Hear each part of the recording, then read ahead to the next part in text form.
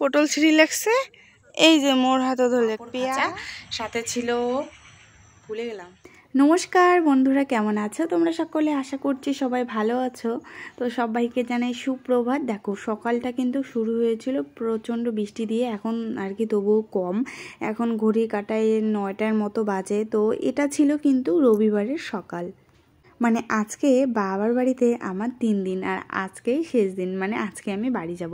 তো যাই হোক, বৃষ্টি বৃষ্টি করে তো অনেকটাই বেলা হয়ে গিয়েছিল, তাই আজকে বোনও কিন্তু সকালে আর কি খাবারটা বানিয়েছে। এখানে পাস্তা করেছিল বোনু রান্না।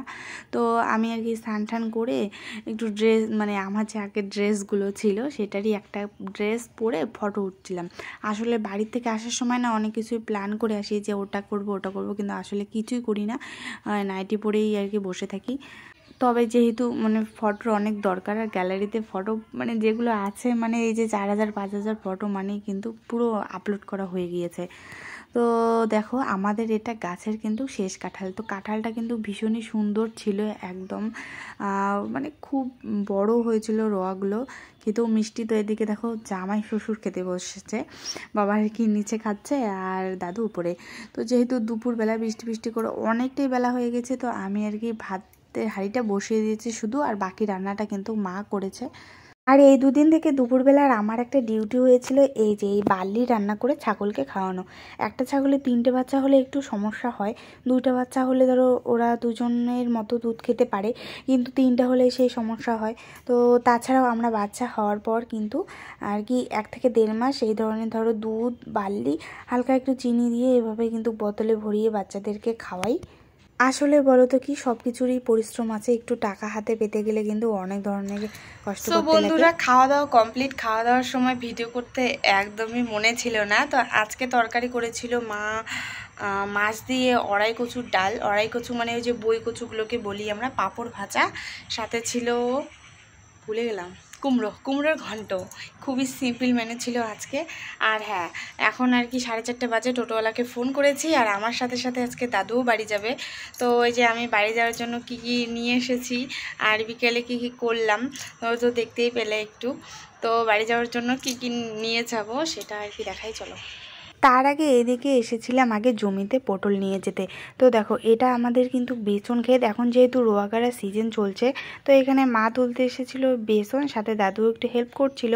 তো আর বোনও এদিকে লাফালাফি চাপাচাপি করছিল। তো দেখো এদিকে কিন্তু আমাদের পটল ক্ষেতটা একদম বেসন ক্ষেতের পাশেই ছিল, এখানে কিছু আমরা পটল তুলতে এসেছি। আর ওদিকে দেখো একটা দাদা পেয়ারা দিল, ওদের গাছ থেকেই পারলো। তো আমি এদিকে দেখো জালি কুমড়ো, মানে চাল কুমড়ো বলতে পারো, এগুলোকে আমরা জালি কুমড়োও বলি। পটল বাড়ির মাঝখানে একটা ঝাঙেতে কিন্তু 2টো গাছ ছিল, সেখানে কিন্তু হয়েছে। তো আমি এই ব্যাগটা নিয়ে চলে আসলাম বাড়ি, আর মা কিন্তু পটলের ব্যাগটা নিয়ে আসতেছে। তো এদিকে আমি তেমন খুব একটা কিছুই নেইনি। আসলে বলো তো কি, সবসময় কেনা সবজি খেতে ভালো লাগে না, তবে কিছু কিছু সবজি কিন্তু বাজারে একদমই পাওয়া যায় না।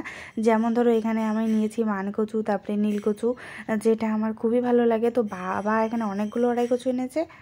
আমার যেহেতু এখনও কাশিটা পুরোপুরি আর কি ছেড়ে যায়নি, এই জন্য খেতে পারলাম না, তো নিয়ে যাচ্ছি। কারণ ডাল আমার খুবই ভালো লাগে আর কি, বই কচুর ডাল। তো যাই হোক, টোটো তো চলে এসেছে। এদিকে একটা আনারস ছিল, বিকেলবেলা কাটলাম, তো এখানে আমি 2-3 পিস খেলাম, বেশিটা খেলাম না। তো রেডি হয়েছি, টোটোওয়ালা চলেও এসেছে আর কি, কেননা দাদু ওদিক থেকে একা যাবে, আর আমাকে টোটোওয়ালা বাড়িতেই আর কি রেখে আসবে।